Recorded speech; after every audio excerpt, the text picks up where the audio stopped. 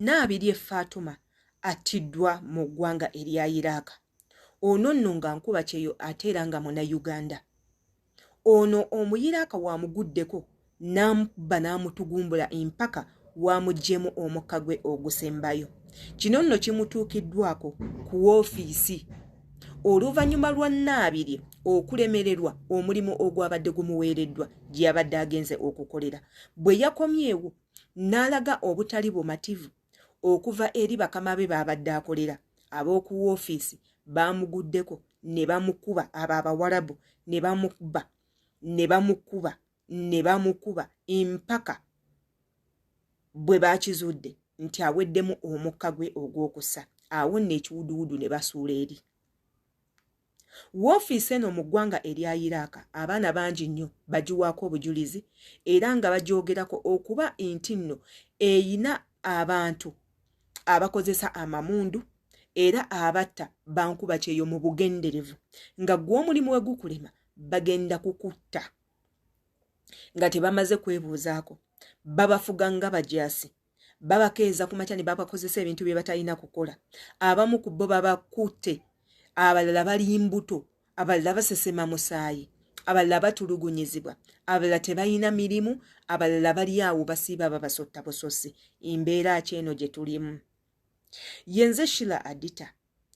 Bw'oba osubscribinze ku YouTube channel yange obutambi bwe buti bubeerayo. Gwe nga nkuba kyeyo kikkakatako okutweyunga kukubanga ebirowoozo bye tuteeka kuno biyinza okukuyamba, teekako nawe okuyambako okuyamba banno abalala abali mu bwetaavu. Kyova olaba tukusaba nti twegatteko osubscribinge, okwate ku kadde nga buli vidiyo yonna gye tuteekayo ekutuukako ate era okomentinge tumanye endowooza yo. Ngenda baterayo akatambi kano akakakasa amawulire g'okufa kwa muganda waffe Naabirye Fatuma ate era tukomewo. Woofiisi mu ggwanga erya Iraq ekubye Munnayuganda n'emutta oluvannyuma lw'okuva mu nnyumba ng'abadde atulugunyizibwa ekisusse ng'obulamu takyalina, n'asalawo agende ku woofiisi ye emuvunaanyizibwako. Bamukubye emiggo bwe batyo ne bamuggya mu bulamu bw'ensi eno. Ayitibwa Naabirye Fatuma. Ejenti we yamuleeta okuva e Uganda okumutuusa mu ggwanga erya Iraq ayitibwa Sali Muhammad. Sali Muhammad omwana ono azze akaaba okumala ebbanga ddene ng'atulugunyizibwa, wabula olutuuse ku woofiisi wasobola okufunira obuyambi bamukubye emiggo emizibu paka wassizza omukka ogw'enkomerero. Ebyo nno bye biriwo okuhasula munnaffe abadde akolera mu ggwanga erya Iraq, abadde atulugunyizibwa, abadde ayisibwa mu mbeera embi era ng'abadde afunye akawenda wasuubira nti agenda kusobola okufunawo obuyambi oba awummulemu asobole okuddizibwa ewaabwe. Bamukubye bukubi paka kufiirawo. Baganda bange mwenna abali mu ggwanga erya Iraq, abali mu mawanga aga Syria, abali mu mawanga aga Egypt, ezo nno zembeera baganda baffe abadda ku mawoofiisi ezo ze babeeramu. Woba tofiiridde mu nnyumba bodda ku woofiisi bakukuba kuttirawo. Ensonga z'omwana ono nno zibadde zitambula kuba ne minisitule ezimanyiiko, famire yali ebatuukiriddeko. Naye omwana ono atuuse ku woofiisi wasobola okufunira omuyambi bakubye mukube paka kumutta. So ago ge mawulire agali ku muganda waffe oyo. Muganda waffe bw'atyo bw'avudde mu bulamu bw'ensi. Tusaba Mukama abeere ng'amulamuza kisa. Yadde nga Naabirye Fatuma attiddwa mu ntiisa era nga attiddwa abantu abo abaamutwala abeere nga afuna omulimu akole. Kitiisa nnyo era nga kibi nnyo. Tugenda kukyogerako bwe tuti kubanga nze sikkiriza oba sirowooza nti omuntu omunaku ayina kuyisibwa bw'ati. Era nga tekinjirangako mu birowoozo nti okutta kwe kusalawo okusinga. Baganda baffe bano bagenda ne bava ewaabwe nga bayina ensonga lwaki bazze mu mawanga ago bayiye. Ng'azze kufuna ssente kusomesa baana be, azze kufuna ssente zimubeezaawo, abalala bayina abazadde ab'okulabirira, teekako abalala bayina bingi nnyo ebirooto bye baagala okuba nga beetuusaako. Azze okukola ate gwe omusse nga tatuuse na ku kirooto kye. Kino nno ngenda sooka kinenyeza companies eziri mu ggwanga lyaffe erya Uganda. nti mumanyi okutwala abaana bano ne mubalimbalimba mbo mubatwala mu nsi ndala ne mubakukusa ne mubayingiza ensi endala. Omwana n'atambula ng'ebiwandiiko by'atambulirako bya bulimba. Ozze omukozeseza kontrakiti ng'emugamba nti nno agenda Dubai, agenda Saudi, agenda Qatar, n'omulinnyisa ennyonyi ng'emutwala Iraaka gy'otamutegeezezza kikiriyo. Ffenna tukimanyi nti Iraaka ebeera mu ntalo buli lunaku. Era nga Iraaka teggwako masasi.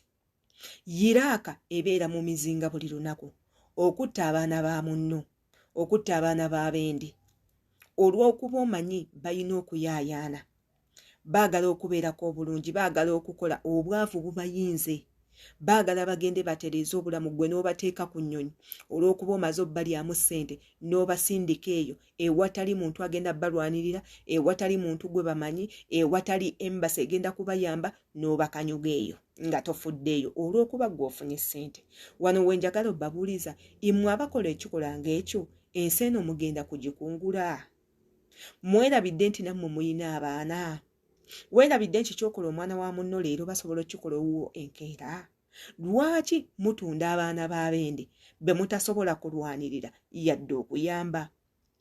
Woofiisi emu mu ggwanga lyaffe erya Uganda emu gye emanyikiddwa ekukusa abaana n'ebatwala eyo e Iraaka, n'ebatwala mu basajja abatugumbuzi abatuju, abasajja nga ababakuuma babakuuma na mmundu.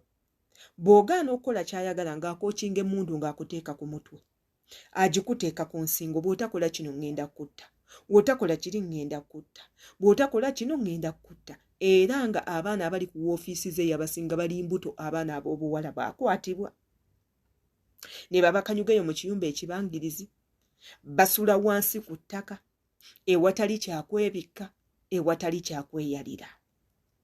Omuntu ajja kumbuuza baba banonangayo ki?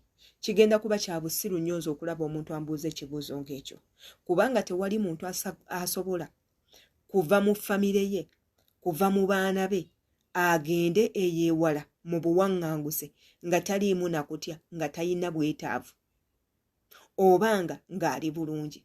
Ffenna abasinga okuva ewaffe tujja eyo tuyiiye, tujja olw'ensonga twetaaga kubeera bulungi. Kyova olaba saagadde muntu yenna akimbuuza. Wano ne tusaba obuyambi eri abantu abayina companies, teekako n'ekitongole ekikwasaganya ebintu by'entambula okufuluma eggwanga. Bannange mutunule mu companies zino eno ze muwa licenses okutwala abantu ebweru. Musooke muzuule abantu emirimu gye babagamba gye giri. Ye omuntu abagamba alina bumanyirivu ki ku nsi gy'abatwalayo.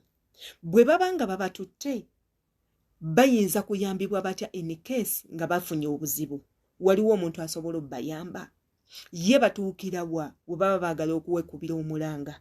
Ani agenda okubeerawo n'ebintu ntu? Kubanga abo bonna abaana abali eyo basasula omusolo era bakola kyamaanyi nnyo okwongera ku ggwanga lyaffe erya Uganda, era nga bakola bingi nnyo eggwanga lyaffe liyimirirewo. So buvunaanyizibwa bwammwe ng'abakulembeze abagabira companies zino eno abaziwa olukusa okutwala abantu ebweru okumanya ebikwata ku companies, mumanye oba bituufu, kubanga obulamu bwa munnansi yo bwa makulu nnyo okusinga ssente. Yenze Sheila Adita, twesingane mu comment section. Embagala nnyo.